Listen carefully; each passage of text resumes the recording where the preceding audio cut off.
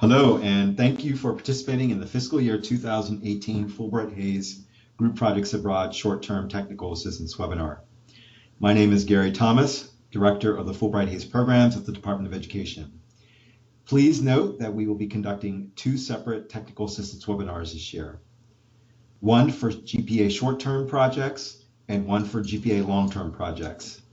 In addition, we will also feature a GPA grantee showcase where you'll have an opportunity to hear from a successful GPA short-term grantee. Both GPA short-term and long-term technical assistance webinars and the grantee showcase have been pre-recorded and can be accessed through the Department of Education's GPA website. This technical assistance workshop will focus on GPA short-term projects. The agenda for the technical assistance workshop is as follows. We will discuss the purpose of the GPA short-term program. We will also review the competition highlights as referenced in the application package, discuss the eligibility requirements for both applicants and participants, review each of the three short-term project types, discuss each of the project phases, go over the allowable cost under the GPA short-term program, review the selection criteria. Lastly, we will provide some helpful tips for developing a competitive application. I would like to remind all prospective applicants that the notice inviting application published in the Federal Register on May 16th is the official guidance for the competition. Applicants should not rely upon any information that is inconsistent with the official notice inviting applications documents. The GPA short-term program provides discretionary grants for the purpose of contributing to the development and improvement of the study of modern foreign languages and area studies in the United States. Now, by providing training opportunities for faculty, teachers, and upperclassmen and/or graduate students in foreign countries outside of Western Europe. It's important to note that we define area studies as a study of the aspects of a society or societies, including the study of their geography, history, culture, economy, politics, international relationships, or languages. The estimated range of the awards is between $500,000 and $100,000, and the estimated average size of the short-term awards in FY 2017 was $80,000 and change. We anticipate making 10 to 15 short-term awards this year. Please note that the department is not bound by any estimates. For the fiscal year 2018 short-term GPA competition, we have one absolute priority and three competitive preference priorities. All applicants must meet the absolute priority. For the absolute priority, a GPA short-term project must focus on one of the following geographic regions of the world: Africa, East Asia, Southeast Asia, and the Pacific, the Western Hemisphere, including Central and South America, Mexico, and the Caribbean, Eastern and Central Europe and Eurasia, and the Near East. Please note that we do not accept applications from Western Europe. As highlighted in the NIA, applicants for short-term projects may address competitive preference priorities 1, 3, and 4. Applicants must identify the priority or priorities that it believes it meets and provide documentation supporting its claims. For competitive preference priority 1, applicants can earn 3 additional points if they are from the following types of institutions and organizations: minority serving institutions, community colleges, new applicants, and state education agencies. For competitive preference priority 3, applicants can earn 2 additional points if their project provides a substantive training and thematic focus on any modern foreign language except French, German, and Spanish. For competitive preference priority 4, applicants can earn 2 additional points if they propose short-term projects that develop and improve foreign language studies, area studies, or both at elementary and secondary schools by including K-12 teachers or K-12 administrators as at least 50% of the project participants. Next, I would like to cover applicant and participant eligibility requirements. Eligible applicants for the FY 2018 cycle are institutions of higher education, state departments of education, private nonprofit educational organizations, and consortia of institutions, departments, and organizations. An individual is eligible to participate in a GPA project if he or she is a citizen, national, or permanent resident of the United States, meaning that they have a green card, an individual who is currently employed full-time in a United States school system, institution of higher education, local education agency, or state education agency. Continuing on with the eligibility, participants must either be a teacher in an elementary or secondary school, a faculty member who teaches modern foreign languages and area studies, an experienced education administrator responsible for planning, conducting, or supervising programs in modern foreign languages or area studies at the elementary, secondary, or post-secondary education levels, a graduate student or junior or senior in an institution of higher education who is a prospective teacher in areas of social sciences, humanities, and foreign languages. Please note that graduate students, juniors, or seniors in an institution of higher education do not have to be working full-time to serve as a participant with your project. There are three types of GPA short-term projects. First, short-term seminar projects, of which typically last for 4 weeks in length, are designed to increase the linguistic or cultural competencies of U.S. students and educators by focusing on a particular aspect of area studies, such as the culture of an area or country of study. Second, curriculum development projects, which are generally 4 weeks in length and provide participants with an opportunity to acquire resource materials for curriculum development in modern foreign language and area studies for use and dissemination in the United States.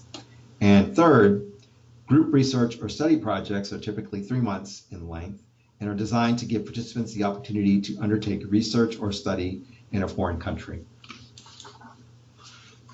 Let's dive a little deeper into the individual types of projects. The seminar projects are designed to promote the integration of international studies into the social sciences and/or humanities curriculum throughout the U.S. school systems.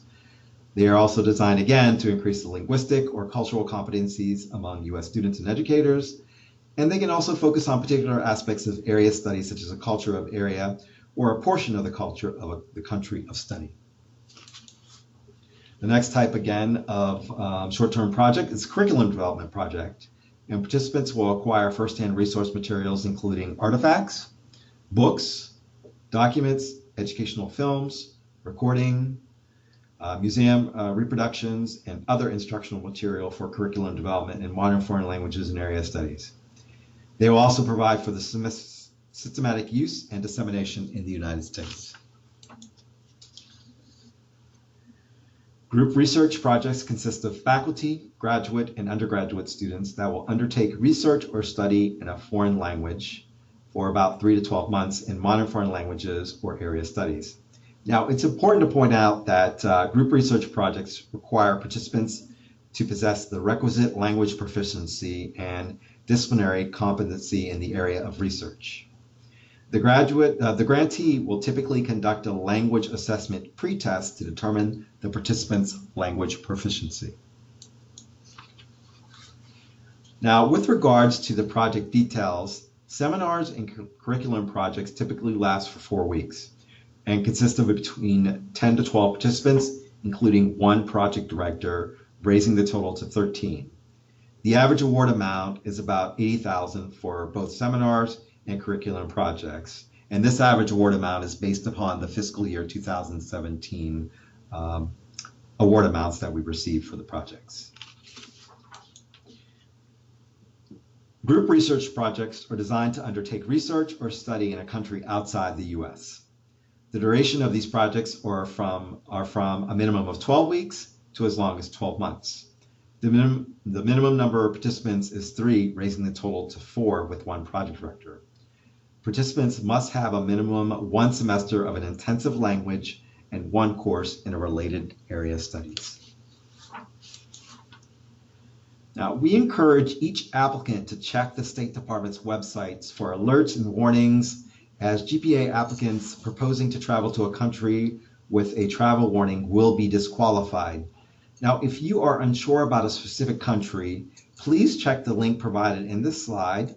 You can also contact us at gpa@ed.gov.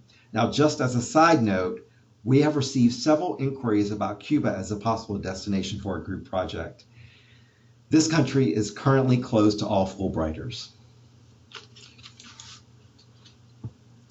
All GPA short-term projects will have 18 months to carry out their project activities. For fiscal year 2018, the proposed start dates will be September 30th, 2018, and the end date will be March 31st, 2020. There are 3 phases under the Group Projects Abroad program. These phases include the pre-departure phase, the overseas phase, the post-overseas phase, otherwise known as the follow-up phase. Now, for the pre-departure phase, it is recommended that grantees dedicate at a minimum 16 hours for the pre-departure phase. The pre-departure phase could include lectures on your country of study and provide advanced reading materials to the participants several weeks before the actual pre-departure orientation. For the pre-departure orientation, it is suggested that the applicants should include guidelines on curriculum development, discussions on daily living and travel in the host country, offer team building exercise for the participants, team assignment and individual proposed projects, and last but not least, language training for the participants. The next slide contains a sample of a pre-departure orientation. Please ensure that your pre-departure orientation is detailed. You may include a copy of your orientation in the appendices of the application package.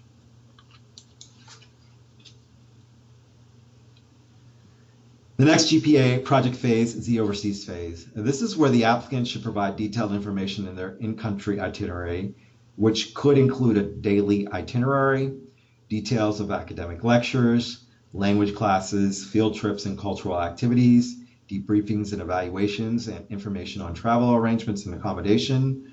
Again, the more information you provide in your project narrative, the better chances you'll receive a respectable score. The next 2 pages provide a sample of an in-country itinerary, which provides very detailed day-to-day activities for the participants.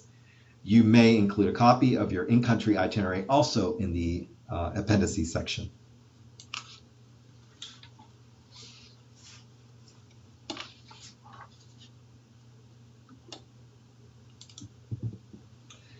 The last GPA project phase is the follow-up phase, which could include an end of summer evaluation, staff developments, which could consist of workshops and conferences, curriculum or research projects and dissemination plans, and future outreach activities, which could include collaborations and network opportunities. This next page provides you with a chart containing an outline of follow-up activities, which could be included in the appendices of the application. Next, I'd like to take this opportunity to review some of the allowable costs under the GPA short-term program. GPA grant funds may be used for lodging and meals, round-trip international travel, and as a reminder, all international travel to and from the United States must comply with the Fly America Act. Other allowable costs can include local travel allowances for project-related travel within the host country, purchase of educational materials, honoraria, and meeting space, local administrative fees, and for host country evaluators. Now, it's important to note that the GPA grant does not provide funds for project-related expenses within the United States, such as the pre-departure orientation. That's if you're conducting your pre-departure orientation in the United States. These items may be included as part of the applicant matching contribution. Up next is the all-important selection criteria, which will be used to rate and score your application. Now, I'd like to take this opportunity to go through each of the selection criteria, which you will address in the project narrative section of your grant application. An applicant can receive a total of 100 points for addressing all the selection criteria. In addition, applicants can also receive up to an additional 7 points by addressing the competitive preference priorities specific to short-term projects. Under the plan of operation, which is criterion, which is worth 20 points, the applicants should use this opportunity to introduce the reader to their institution or educational organization by providing relevant statistics and other demographic information that may be relevant to the scope of the project. The need for the project should also be discussed, as well as the selection of the country of study and the objective of the project and how those objectives will be accomplished. Continuing on with the plan of operation, the project design should be addressed, which generally consists of the 3 project phases we discussed earlier in the presentation. And these project phases, again, include the pre-departure phase, the overseas phase, and the post-travel follow-up phase. The applicant should take this opportunity to describe how each of the phases will be carried out and supported under the plan of operation criterion. The applicant should also address how will the management plan effectively link all the project phases and efficiently operate among all the project parties. Next, the applicant should explain all the ways resources and personnel will be used to achieve the objectives of the project. They should include details of which key personnel will be responsible for vital project components and activities, and describe the how, when, why, and where project activities will take place. Applicants should also provide a clear description of how the project will provide equal access and treatment for eligible project participants without regard to race, color, national origin, gender, and age, or handicapping condition. In the appendices section, which is listed as the other narrative attachment section in grants.gov, applicants should upload detailed daily proposed itineraries, language and culture class schedules for all phases of the project, including the pre-departure orientation schedules, overseas travel and study itinerary, and curriculum and other post-travel follow-up activities. The quality of key personnel is worth 10 points. Under this criterion, the applicant should use this opportunity to describe the U.S. project director's qualifications, including their academic training, their experience in the host country, administrative experience, language and subject area experts, and other related qualifications. Also indicate the responsibilities and time commitment of the project director, which is very important to reference. I know in past competitions, several applicants neglected to provide the time commitments for the project and other key personnel, and subsequently they received a deduction in this section. The applicant should obviously also describe any other U.S. key personnel qualifications, and again, their time commitments of these individuals. The applicant should describe the host country's personnel qualifications in relation to the project, including administrative staff, language teachers, assessors, and evaluators. Please be sure to include their titles, project responsibilities, and again, their time commitments to the project. Applicants should also show, as part of the institution's non-discriminatory employment practices, how employment from underrepresented groups will be without regard to race, color, national origin, gender, age, or disability.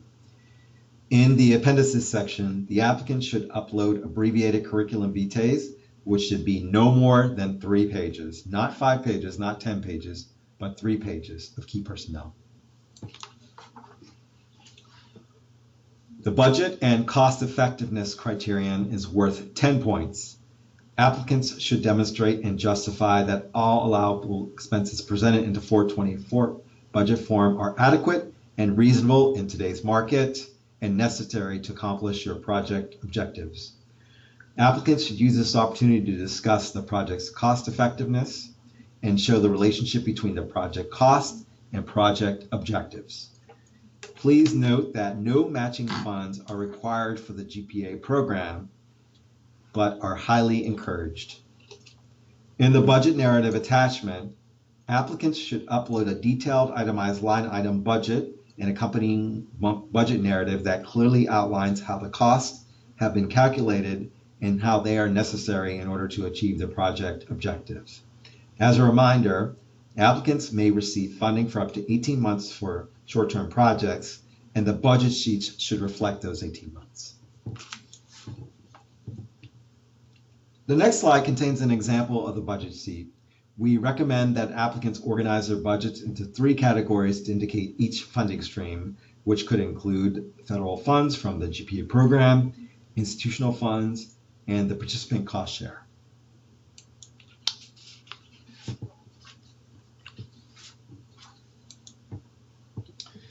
The evaluation plan is worth a total of 20 points. Now, a well-designed evaluation plan should include clearly articulated goals, measurable objectives, which may be both quantitative and qualitative in nature, a way to collect concrete data to substantiate the project's progress toward achieving its goals, and provide formal evaluations at each phase of the project, as well as informal evaluations, which could consist of a midpoint debriefings and a daily journal. To add credibility to the evaluation plan, we highly encourage applicants to utilize an external evaluator that is independent of the project, meaning somebody that's outside of your academic department or even external to the institution. Evaluation instruments that will be used to collect data during all project phases should also be included in the appendices section.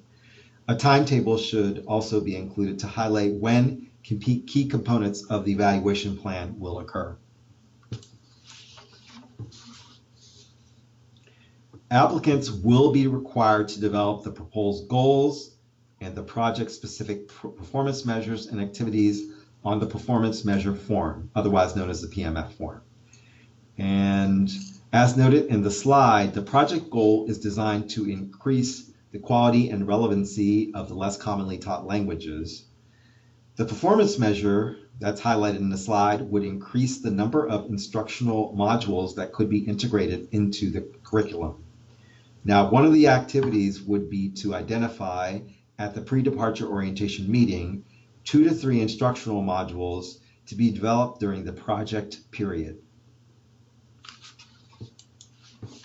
Now, should the applicant become a grantee, it will be required to provide the data indicators, baseline numbers, and include trend data similar to what we have here in the slide. For more detailed information regarding the evaluation plan, please review your application instructions and listen to the grantee showcase, which also provides information about putting together a successful evaluation plan. The next slide is for information purposes only. Successful GPA short-term applicants will be required to collect data on GPA GEPRA measures, specifically GPA GEPRA Measure 2, and report those data to the department in their final performance reports.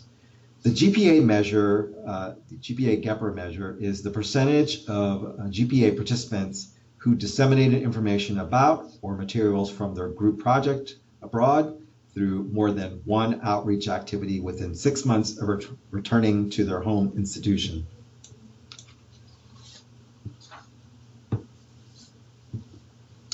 With regards to the adequacy of resources criterion, which is worth 5 points, you want to be able to ask yourself, what resources will I use to accomplish the project goals I have outlined in my project, both in the United States and abroad? Applicants should indicate specifics regarding the facilities, their use of facilities, supplies, and other resources to show that they are adequate to carry out the activities in all phases of the project. In the appendices section, applicants should upload letters of support from both U.S. and host country institutions and individuals. Next, the potential impact is worth 15 points. Applicants should focus on the potential impact of the project on the development and improvement of the study of modern foreign languages and area studies in participating institutions of higher education, public or private schools. Applicants should describe the possible long-term benefits to project participants, their students, colleagues, and communities resulting from successful completion of the GPA grant, which is, in essence, will have a multiplier effect. Applicants should also indicate the process by which resulting curricula, projects, research will be evaluated for accuracy and effectiveness. The relevance to the institutional development is worth 10 points. Under this criterion, the applicant institution take this opportunity to discuss the mission, goals, and objects of the project and what it would mean to have a GPA grant. Continuing on with the need for the overseas project, applicants should discuss how the GPA project will provide the applicant with a better understanding of the host country, and applicants should address the question, why this particular group to this particular place? Applicants should also describe the relationship between the project and the institution's program development in modern foreign languages and area studies. Last but not least, the applicant should outline what changes will take place due to a GPA project. Now, in the appendices section, the applicant has the opportunity to upload in the other attachments section in grants.gov PDO itineraries, overseas project itineraries, any follow-up activities, the CVs of key personnel, which again should be kept to a minimum of 3 pages, to a maximum of 3 pages, letters of support that demonstrate the institution's commitment to the project, and examples of evaluation materials, timeline chart to highlight when key components of the project will occur, and the performance measurement form, otherwise known as the PMF, that outlines the goals, measures, and activities. At this time, we'd like to provide you with some important tips for putting together a competitive application. We encourage applicants to review the abstracts of funded grantees and past successful proposals, which can be found on the GPA website. The applicant should develop linkages internally and externally to receive buy-in and support. Review the FAQs on the website, which have been recently updated. Applicants should designate a management team with international and grants experience. Identify your institution or department's needs and wants. Request letters of support for from both the United States and abroad. And please take the opportunity to review the Federal Register notice and the GPA program website for updated information. And last but not least, contact the GPA program officer at gpa@ed.gov. With regards to writing your proposal, applicants should address all selection criteria in the order listed in the application package. Provide a detailed plan of operation and evaluation, as each of these criteria are worth 20 points apiece. We encourage applicants to include sufficient details so someone unfamiliar with your project could conduct it. Applicants should write clear, measurable goals, objectives, and outcomes. Provide a specific and detailed budget.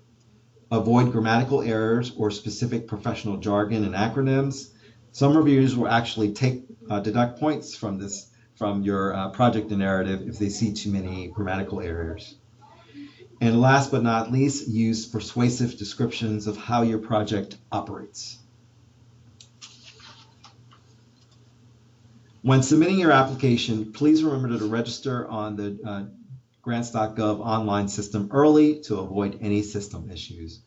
Back up and save your written proposal to avoid any unexpected computer issues. And if your institution is not funded, consult the reviewer comments and reapply. And please, please, please do not wait till the last minute to submit your applications using grants.gov in case you encounter any glitches or problems with the system.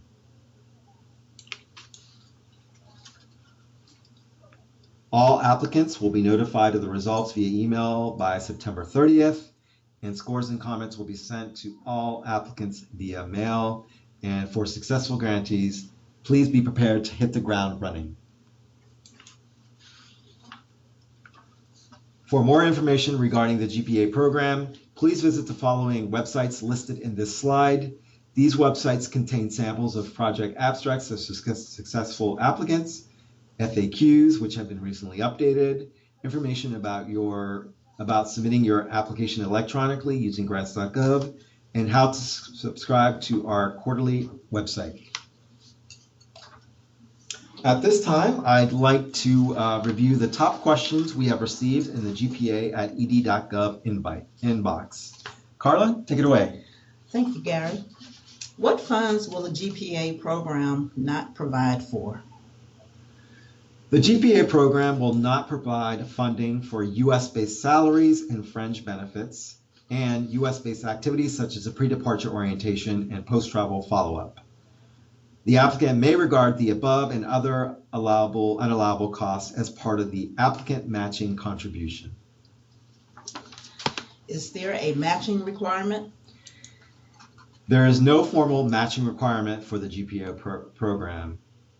We do, however, highly encourage cost sharing by the participants and their affiliated institutions, school districts, or organizations to cover the expenses within the United States. Are direct costs allowed to be charged to a GPA grant? No, Carla, indirect costs are not allowed under the GPA project. Okay. If an applicant experiences technical difficulties or has questions regarding the grants.gov system, whom does he or she contact for assistance? Applicants should contact the help desk at 1-800-518-4726 or email them at support@grants.gov. Please note that the help desk for help support desk for grants.gov will not be available on July 4th. So please take that in consideration, and all the more reason why you should submit your application several days prior to the closing date of July 5th. Gary, can we have a co-project director? Carla, you may have a co-project director, but for administrative purposes, we can only assign one person in our G5 system should your application ultimately receive funding. Should you decide to have a co-project director, this should be explained in detail in the project narrative as to why you wish to have a co-project director. In general, successful applicants have just one project director.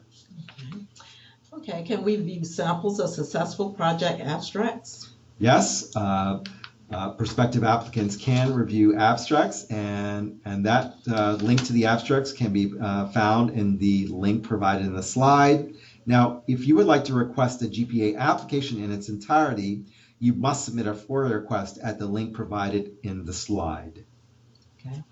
Can staff at the overseas partner agency or institution be compensated for their work of planning and managing for the time the educators are in the host country? Yes, Carla, they can be compensated, but it should be kept reasonable in relation to the scope of the project. Also, the grant funds from the program should not pay for full salaries for any position. Can GPA projects visit travel warning countries? And we've already addressed this in the presentation, but I'm going to address it again. Any GPA applicants proposing travel to a country with a travel warning will be disqualified. And a list of travel alerts and warnings can be found at the link provided in this slide. Gary, are there any restrictions on who can join a GPA project group? Yes, there are restrictions. Spouses, other family members, and friends who have not been selected as a participant in GPA projects are not permitted to join the group at any point in time during the program. Okay, last but not least, can my institution submit more than one application? So Carla, because we are only able to fund a limited amount of applications, institutions of higher education and educational organizations may only submit one application. The next slide contains a link to the GPA website and contact information for Carla White. If you have any follow-up questions, please email your questions to Carla at gpa@ed.gov. Carla, thank you for your assistance. And thank you for taking the time to listen in on the GPA Short-Term Technical Assistance webinar. We hope it will assist you in putting together a competitive application. We also encourage you to listen to the GPA Short-Term Grantee Showcase to gain perspective from a successful grantee. Thanks again.